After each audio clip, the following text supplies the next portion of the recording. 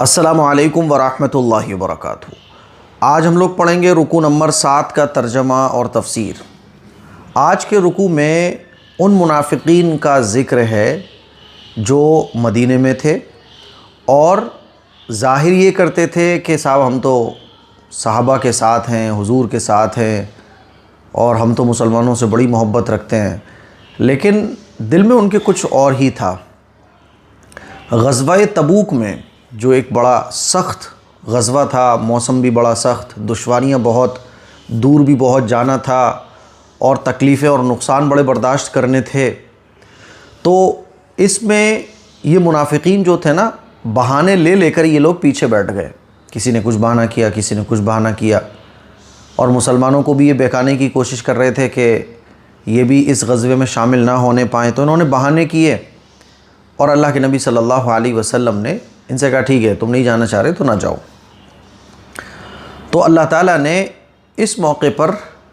یہ جو رکوع کی شروع کی آیتیں ہیں اس کو نازل فرمایا اور اللہ کے نبی صلی اللہ علیہ وسلم کو متنبہ کیا کہ یہ منافقین ہیں، اب آپ نے ان کو اجازت دے دی، اب یہ اجازت کا فائدہ یہ اٹھائیں گے کہ مسلمانوں سے کہیں گے جب ہم مسلمان واپس آ جائیں گے جنگ سے کہ ہم تو تمہارے ساتھ جانا چاہتے تھے لیکن نہیں جا سکے، کیا کریں، یہ پریشانی تھی، اور اپنے لوگوں کے بیچ میں یہ کہیں گے کہ دیکھو ہم نے مسلمانوں کو کیسے دھوکہ دے دیا۔ تو آپ ان کو اجازت دیتے نہیں، آپ کہتے کہ نہیں کوئی اجازت نہیں ہے، تو ان کی جو منافقت ہے تب بھی ان کو نہیں جانا تھا، تب بھی یہ نہ جاتے، لیکن ان کی منافقت ظاہر ہو جاتی۔ تو آج کا جو پورا رکوع ہے وہ ان منافقین کے بارے میں، ان کی پول پٹیاں ساری کی ساری ظاہر کر دی گئی ہیں کہ یہ کیا کرتے ہیں، ان کے دلوں میں کیا ہے، اور یہ کس طرح سے اسلام سے اور مسلمانوں سے بغض رکھتے ہیں۔ اور اس بات کو شروع کی آیت میں اللہ تعالیٰ نے اس بات کو بیان کر دیا، عفا اللہ عنک، کہ اللہ تعالیٰ نے آپ کا سب کچھ معاف کر دیا ہے۔ سمجھ رہے ہو؟ چلو،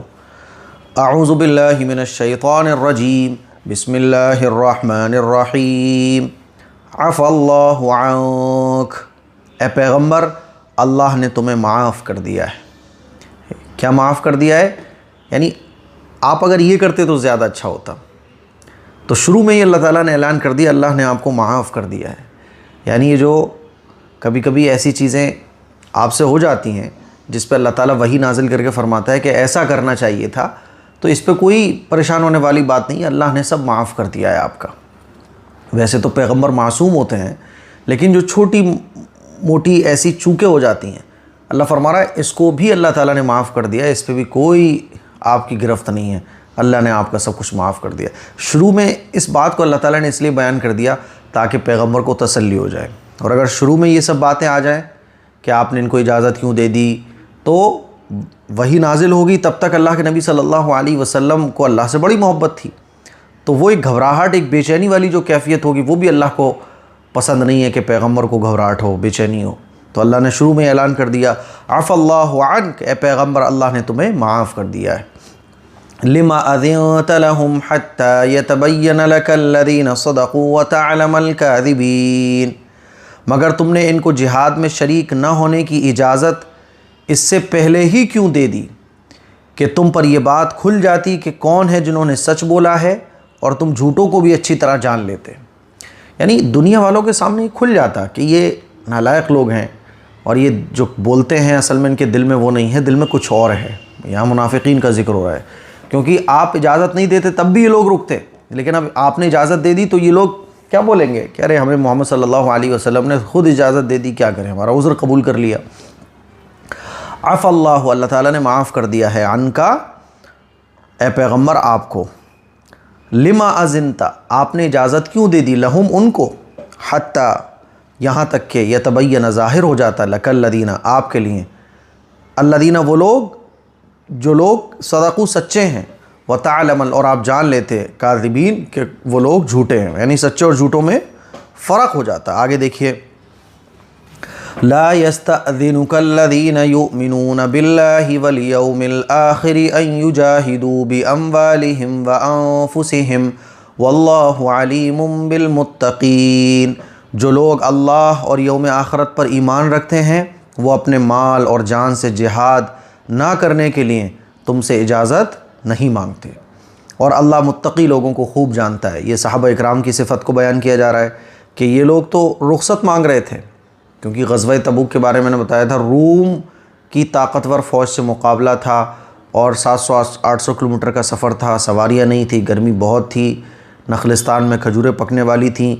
تو اللہ کے نبی نے عام اعلان کیا کہ بھائی سب کو جانا ہے، کوئی نہیں رکے گا۔ تو جو ایمان والے تھے وہ اپنی جان مال کے ساتھ حاضر ہو گئے۔ تو اللہ تعالیٰ ان کی تعریف بیان کر رہا ہے، لا یستأذنوک، آپ سے اجازت نہیں مانگتے، الذین، وہ لوگ، یؤمنون، جو ایمان رکھتے ہیں، باللہ، اللہ پر، والیوم الآخر، اور آخرت کے دن پر۔ کس بات کی؟ ان یجاہدوا، وہ آپ سے اجازت نہیں مانگتے ان یجاہدوا، جہاد کرنے کی، بے اموالہم، اپنے مال کے ساتھ، وانفسہم، اپنی جان کے ساتھ، واللہ، اور اللہ، علیم، جاننے والا ہے، بالمتقین، متقی لوگوں کو۔ آگے دیکھیے، انما یستأذنک الذین لا یؤمنون باللہ والیوم الآخر وارتابت قلوبہم فہم فی ریبہم یترددون۔ تم سے اجازت تو وہ لوگ مانگتے ہیں جو اللہ اور یوم آخرت پر ایمان نہیں رکھتے اور ان کے دل شک میں پڑے ہوئے ہیں، اور وہ اپنے شک کی وجہ سے ڈاواں ڈول ہیں، وہ اپنے شک کی وجہ سے کنفیوز ہیں۔ دیکھیں، یعنی یہ منافقین کے بارے میں اللہ تعالیٰ بیان فرما رہا ہے، انما، بے شک، یستأذنوک، آپ سے اجازت مانگتے ہیں، الذین، وہ لوگ، لا یؤمنون، جو ایمان نہیں رکھتے، باللہ، اللہ پر، والیوم الآخر، اور آخرت کے دن پر، وارتابت، اور شک میں پڑے ہوئے ہیں، قلوبہم، ان کے دل، فہم فی ریبہم، تو وہ لوگ، فی ریبہم،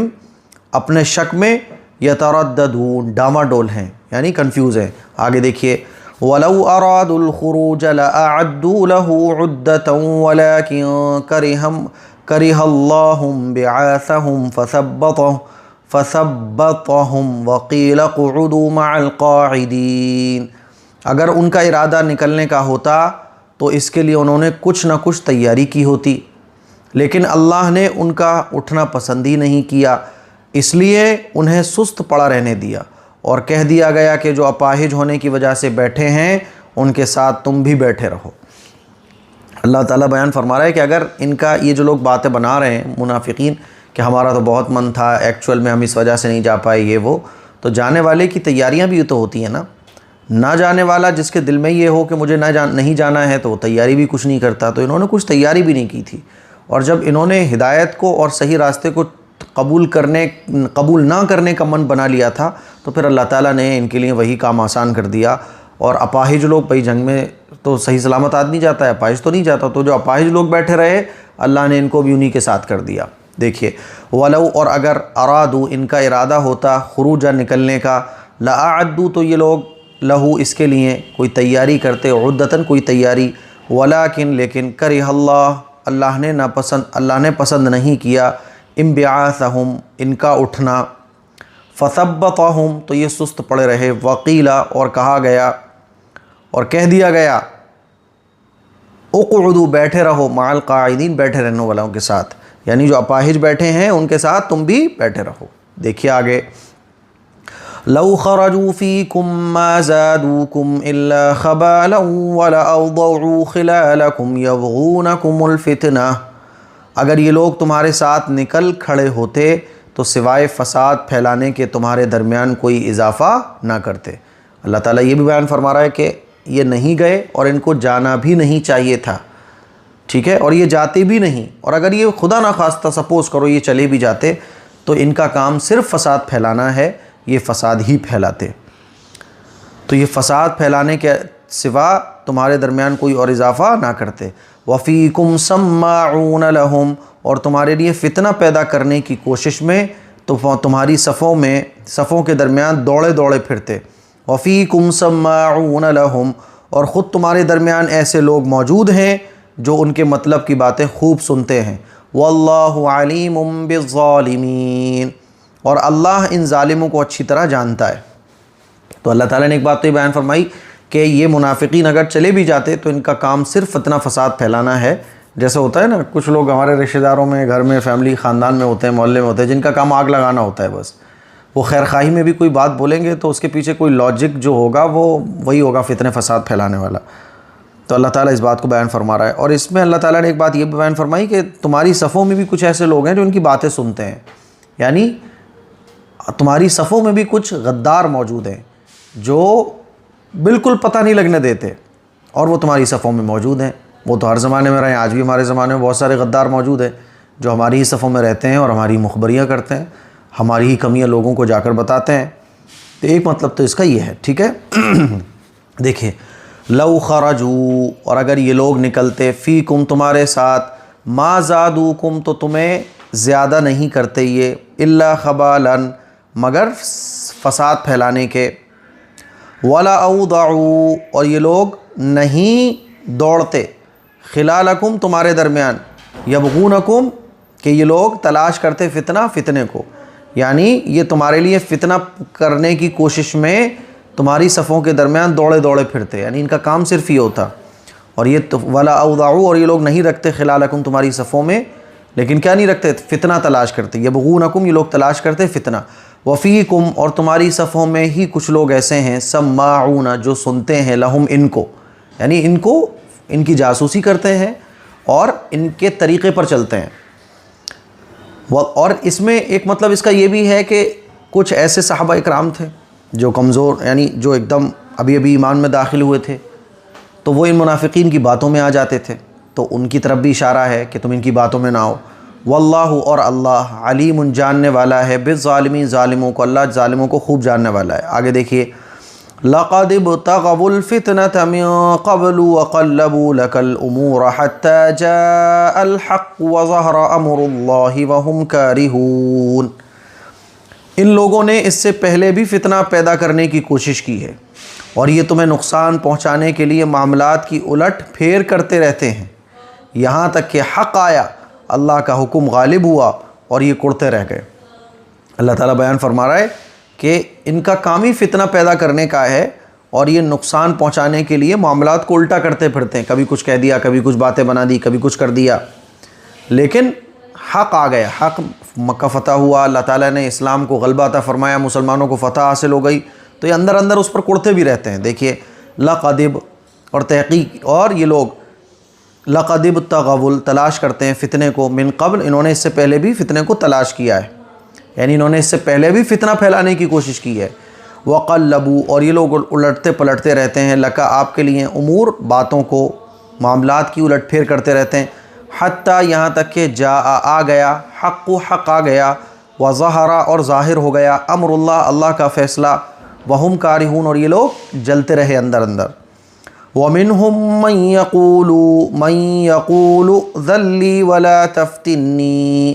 أَلَا فِي الْفِتْنَةِ سَقَطُوا وَإِنَّ جَهَنَّمَ لَمُحِيطَةٌ بِالْكَافِرِينَ، اور انہی میں وہ صاحب بھی ہیں جو کہتے ہیں کہ مجھے اجازت دے دیجئے اور مجھے فتنے میں نہ ڈالیے،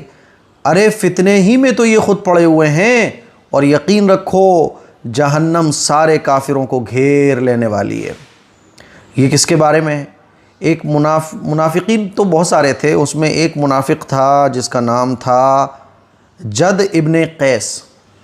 تو یہ جو ہے نا، غزوہ تبوک میں شامل ہونے کے لیے اس کو جب دعوت ملی، اس کے پاس خبر پہنچی کہ حضور نے سب کو کہا ہے بھائی سب کو چلنا ہے، کوئی نہیں رکے گا، تو اس نے آ کے کہا یا رسول اللہ، میں تو بڑا عورتوں کا شوقین ہوں اور زن پرست آدمی ہوں، عورتوں کے شوقین کو کہا جاتا ہے زن پرست۔ تو اس نے کہا کہ روم کی جو عورتیں ہیں وہ بڑی خوبصورت ہوتی ہیں رسول اللہ، اور میں اگر آپ کے ساتھ جنگ میں شریک ہوں گا تو عورتوں کا حسن مجھے اپنی طرف کھینچ لے گا اور میرا خود پر قابو نہیں رہے گا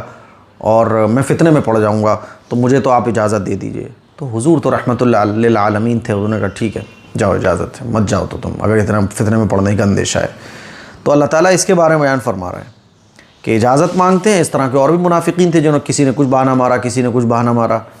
کسی نے کہا میرے بچے چھوٹے چھوٹے ہیں، ان کو کون دیکھے گا، ابھی تو میرے بچے کی پیدائش ہوئی، میری شادی ہوئی ہے، تمام طرح کے باتیں۔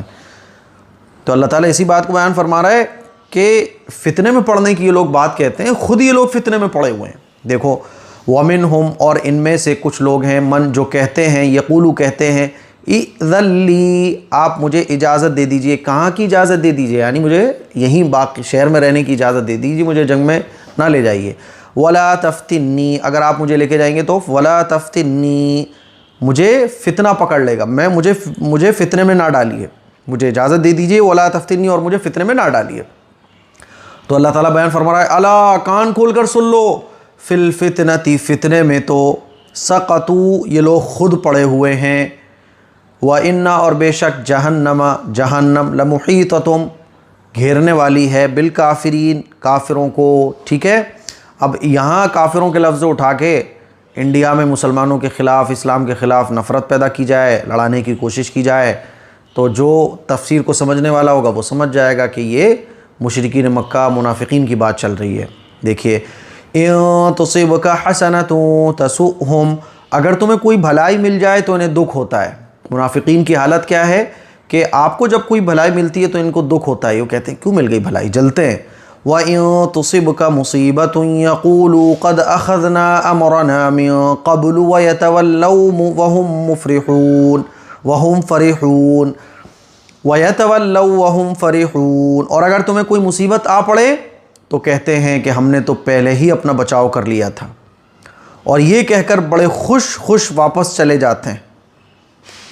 یعنی مان لیجئے کسی غزوے میں مسلمان گئے اور وہاں ان کو کوئی تکلیف پہنچ گئی تو یہ لوگ خوش ہوتے ہیں، ہے نا، اور کہتے ہیں کہ ہم نے تو اپنا بچاؤ پہلے ہی کچھ کر کے رکھا ہوا تھا، بچاؤ پہلے ہی کر لیا تھا ہم نے اپنے لوگوں میں، کہتے ہیں کہ جیسے بہانے کر کے پیچھے رہ گئے۔ اور اگر کوئی اچھائی پہنچ جاتی ہے، مان لو جنگ میں فتح نصیب ہو جاتی ہے، مال غنیمت خوب ملتا ہے، تو اندر کوڑتے ہیں کہ یار ہمیں کیوں نہیں مل پایا۔ ان تصبک، اگر تم میں پہنچتی ہے، حسنۃ، کوئی اچھائی، تسؤہم، تو ان کو برا لگتا ہے، وَإِن تُصِبْكَ، اور اگر آپ کو پہنچتی ہے مصیبت، کوئی مصیبت، یقول، تو یہ لوگ کہتے ہیں قد اخذنا، کہ ہم نے تو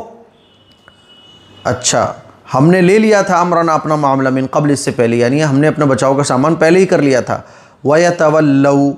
اور یہ لوگ واپس چلے جاتے ہیں، وَهُمْ فَرِحُونَ، اور خوش ہوتے ہیں۔ آگے دیکھیے، قُل لَّن يُصِيبَنَا إِلَّا مَا كَتَبَ اللَّهُ لَنَا، آپ کہہ دو اے پیغمبر کہ اللہ نے ہمارے مقدر میں جو تکلیف لکھ دی ہے، ہمیں اس کے سوا کوئی اور تکلیف ہرگز نہیں پہنچ سکتی۔ اللہ تعالیٰ اپنے پیغمبر کو وہی بھیج رہا ہے کہ یہ کہہ دو آپ۔ اور آج ایمان والوں کی حالت کیا ہو گئی ہے؟ اولاد نہیں ہو رہی، تعویذوں کی طرف، باباؤں کی طرف، پنڈتوں کی طرف، نہ جانے کہاں کہاں جاتے ہیں۔ بیماری آ گئی، جائز جو طریقے ہیں علاج کے، جن میں کوئی قباحت نہیں، ان کو آپ فالو کرو، اللہ سے دعا مانگو، لیکن غلط راستوں پہ چلے جاؤ، ایمان کے ساتھ سودا کر لو، کفری اور شرکیہ چیزوں کو اپنا لو، نہیں، ایسا نہیں ہونا چاہیے۔ ایک ایمان والا تو یہ کہتا ہے کہ جو تکلیف مجھے پہنچتی ہے وہ اللہ کی طرف سے پہنچتی ہے، اور یہ میرے مقدر میں پہلے کی لکھی ہوئی ہے۔ قل، آپ فرما دیجئے، لن یصیبنا، ہمیں نہیں پہنچتی ہے کوئی مصیبت، الا، مگر وہ کتب اللہ، اللہ نے لکھ دی ہے، لنا، ہمارے لیے پہلے ہی، اللہ کی طرف سے مقدر ہے وہ، ہوا مولانا، اور اللہ ہی ہمارا رکھوالا ہے، وعلی اللہ فلیتوکل المؤمنون، اور اللہ ہی پر مومنوں کو بھروسہ رکھنا چاہیے، وعلی اللہ، اور اللہ پر فلیتوکل، بھروسہ رکھنا چاہیے مومنون، مسلمانوں کو۔ آگے دیکھیے، قل هل تربصون بنا الا احدى الحسنيين، کہہ دو کہ تم ہمارے لیے جس چیز کے منتظر ہو وہ اس کے سوا اور کیا ہے کہ آخر کار دو بھلائیوں میں سے ایک نہ ایک بھلائی ہمیں ملے۔ وَنَحْنُ نَتَرَبَّصُ بِكُمْ أَن يُصِيبَكُمُ اللَّهُ بِعَذَابٍ مِّنْ عِندِهِ أَوْ بِأَيْدِينَا، اور ہمیں تمہارے بارے میں انتظار اس کا ہے کہ اللہ تمہیں اپنی طرف سے یا ہمارے ہاتھوں سے سزا دے، ہمارے ہاتھوں سزا دے۔ فَتَرَبَّصُوا إِنَّا مَعَكُمْ مُتَرَبِّصُونَ، بس اب انتظار کرو، ہم بھی تمہارے ساتھ منتظر ہیں۔ اس کا کیا مطلب ہے کہ تکلیف پہنچتی ہے تو ایک تو یہ کہ تکلیف اللہ کی طرف سے پہنچتی ہے، دوسرا منافقوں کو یہ جواب دیا گیا کہ اگر کسی جنگ میں کوئی ایمان والا شہید بھی ہو جائے تو وہ شہید کا تو مقام بہت اونچا ہے، تو تکلیف ملے تو وہ بھی تکلیف راحت سے اور نعمت سے خالی نہیں ہے، شہادت کا مرتبہ اور مقام کتنا بڑا ہے۔ تو اللہ تعالیٰ بیان فرما رہا ہے، قل، آپ فرما دیجئے، ہل تربصون، کہ تم انتظار نہیں کرتے ہو بنا ہمارے لیے، الا، مگر احدی الحسنیین، کہ دو بھلائیوں میں سے ایک نہ ایک بھلائی ہمیں ملے، ہے نا، تم تو یہ سمجھتے ہو ہمیں کچھ نہ ملے، لیکن ایک نہ ایک بھلائی ہمیں ملتی ہے۔ وَنَحْنُ، اور ہم، نَتَرَبَّصُ بِكُمْ، تم تو یہ سمجھ، یعنی تم کچھ بھی کرو ایک بھلائی تو ہمیں بہرحال ملنی ہے۔ وَنَحْنُ، اور ہم، نَتَرَبَّصُ بِكُمْ، تمہارے بارے میں منتظر ہیں، انتظار کر رہے ہیں، ان یصیبکم کہ تمہیں کوئی عذاب ملے، اللہ کی طرف سے، بعذاب کوئی عذاب، اللہ تمہیں کوئی عذاب مبتلا کر دے، من عندہ اپنے پاس سے، او بایدینا یا ہمارے ہاتھوں سے تمہیں سزا مل جائے، فتربصوا تو تم انتظار کرو، انا معکم بے شک ہم تمہارے ساتھ متربصون انتظار کر رہے ہیں۔ تو تمہارا تو معاملہ یہ ہے اور ہمارا معاملہ یہ ہے۔ آگے دیکھیے، قل انفقوا طوعا او کرها لن يتقبل منکم انکم کنتم قوما فاسقین، کہہ دو کہ تم اپنا مال چاہیں خوشی خوشی چندے میں دو یا بددلی سے، وہ تم سے ہرگز قبول نہیں کیا جائے گا۔ منافقین جو دیا کرتے تھے نا، تم خوشی سے دے رہے ہو بددلی سے، تمہارا قبول ہی نہیں کیا جا رہا ہے، اسی لیے تمہارا قبول نہیں کیا جائے گا کیونکہ تمہارے دل میں میل ہے۔ قل آپ فرما دیجئے، انفقوا تم خرچ کرو، طوعا خوشی سے، او کرہن یا مجبوری میں، لن یتقبل ہرگز قبول نہیں کیا جائے گا، منکم تمہارا دیا ہوا مال، انکم کیونکہ تم لوگ، کنتم ایسے لوگ ہو، قوما فاسقین جو فاسق ہیں، وما منعهم ان تقبل منهم نفقاتهم الا انهم كفروا بالله وبرسوله ولا يأتون الصلاة الا وهم كسالى ولا ينفقون الا وهم كارهون، اور ان کے چندے قبول کیے جانے میں رکاوٹ کی کوئی اور وجہ اس کے سوا نہیں ہے کہ انہوں نے اللہ اور اس کے رسول کے ساتھ کفر کا معاملہ کیا ہے، اور یہ نماز میں آتے ہیں کس مساتے ہوئے، اور کسی نیکی میں خرچ کرتے ہیں تو برا مانتے ہوئے خرچ کرتے ہیں، یعنی مجبوری میں یہ سارے کام کر رہے ہیں کیونکہ ان کو پتہ ہے کہ اگر ہم نے کچھ گڑبڑ جھالا کی تو کام تمام ہو جائے گا، ان کو خوف ہے، قرآن نازل ہو رہا ہے، فرشتے آ رہے ہیں، تو ان کو پتہ ہے کہ پیغمبر موجود ہیں، سب کچھ، تو یہ جو بھی کچھ کر رہے ہیں نالائقی ان کے دلوں میں بہت بھری ہوئی ہیں، اور اس رکوع میں اللہ تعالیٰ نے سب ان کا کالا چٹھا بیان کر دیا۔ وما منعہم، اور تم کو اور ان کو کس نے روکا ہے اس بات سے، ان تقبلا کہ ان کا قبول نہ کی، ان کا قبول کیا جائے، نفقاتہم ان کا خرچ کرنا، یعنی ان کے خرچ کرنے کو کس چیز نے روک رکھا ہے، تو وہ کون سی بات ہے، الا مگر یہ کہ وہ یہ بات ہے، انہم کہ یہ لوگ کفروا انہوں نے انکار کیا ہے اللہ کا، وبرسول اور اس کے رسول کا، ولا یاتون الصلاۃ ولا یاتون اور یہ لوگ آتے ہیں صلاۃ نماز پڑھنے، الا مگر اس حالت میں، ہم کسالہ کہ یہ لوگ سستی میں ہوتے ہیں، ولا ينفقون اور یہ لوگ خرچ نہیں کرتے ہیں، الا مگر ان کی حالت یہ ہوتی ہے، وہم کارہون کہ یہ دل نہیں چاہ رہا ہوتا ہے ان کا۔ آگے دیکھیے، فلا تعجبک اموالہم ولا اولادہم، اب اللہ تعالیٰ ایمان والوں کو نصیحت کر رہا ہے کہ منافقین کے پاس اولاد بھی بہت ہے، پیسہ بھی بہت ہے، تو ان کے پیسے اور ان کی اولاد کو دیکھ کے کہیں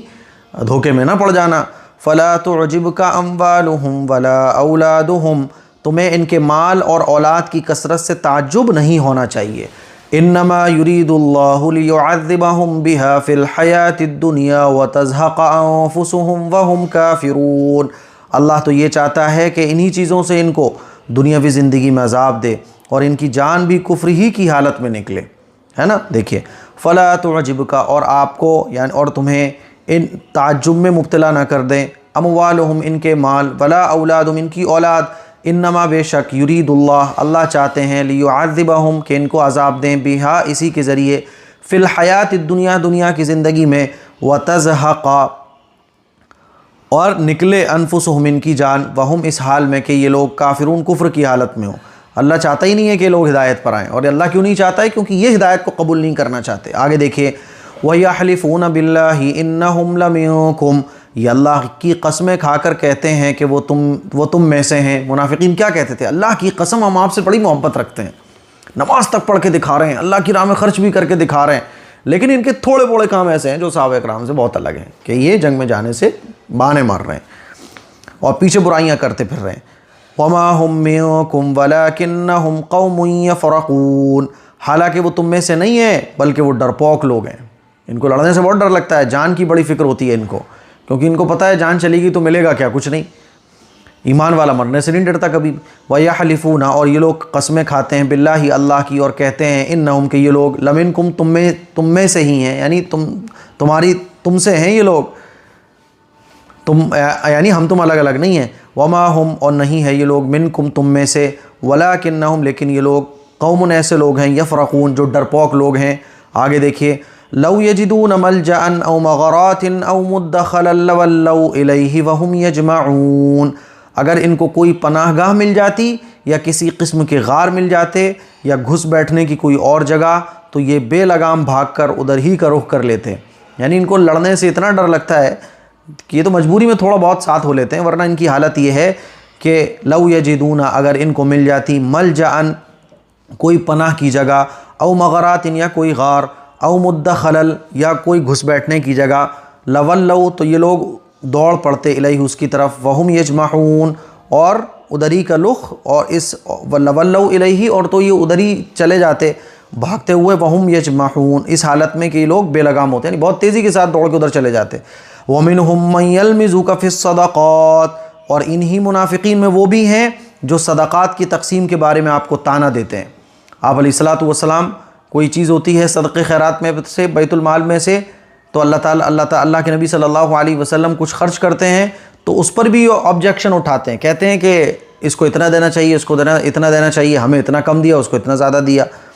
تو اللہ تعالیٰ بیان فرما رہا ہے کہ اور انہی منافقین میں وہ بھی ہیں جو صدقات کی تقسیم کے بارے میں آپ کو طعنہ دیتے ہیں. فَإِنْ أُعْطُوا مِنْهَا رَضُوا وَإِنْ لَمْ يُعْطَوْا مِنْهَا إِذَا هُمْ يَسْخَطُونَ چنانچہ اگر انہیں صدقات میں سے ان کی مرضی کے مطابق دے دیا جائے تو راضی ہو جاتے ہیں، اور اگر ان میں سے انہیں نہ دیا جائے تو ذرا سی دیر میں ناراض ہو جاتے ہیں. ان کی حالت ہی. اور صحابہ اکرام کا ایمان کیا ہے؟ ایمان والی کی پہچان کہ وہ اللہ اور اللہ کے رسول کے فیصلے پر راضی رہتا ہے.